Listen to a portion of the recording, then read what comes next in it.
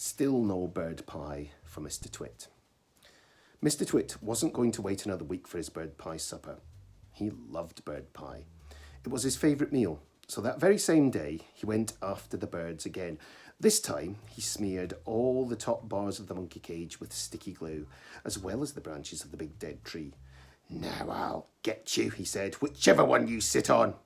The monkeys crouched inside the cage watching all this, and later on, when the roly-poly bird came swooping in for an evening chat, they shouted out, "Don't land on our cage! Roly-poly bird, it's covered in sticky glue! So is the tree!"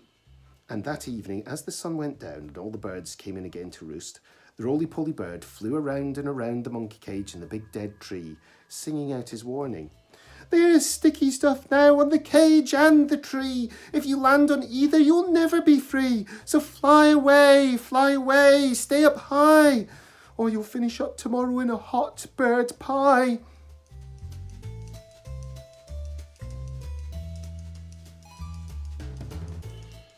Mr. and Mrs. Twit go off to buy guns.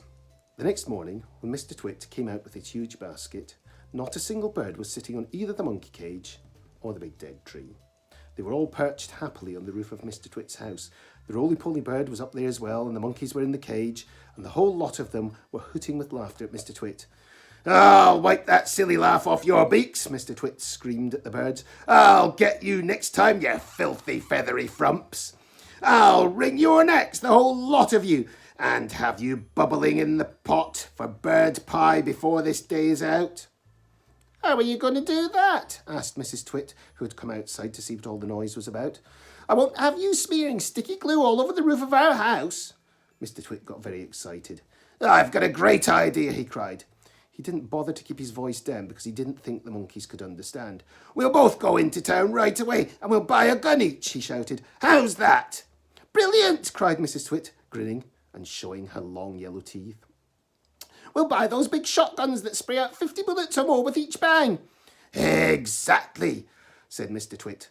"Lock up the house while I go and make sure the monkeys are safely shut away." Mr. Twit went over to the monkey cage. "Attention!" he barked in his fearsome monkey trainer's voice.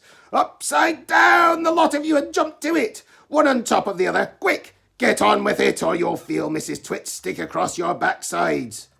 Obediently, the poor monkeys stood on their hands and clambered one on top of the other, with Mugglewump at the bottom and the smallest child at the very top.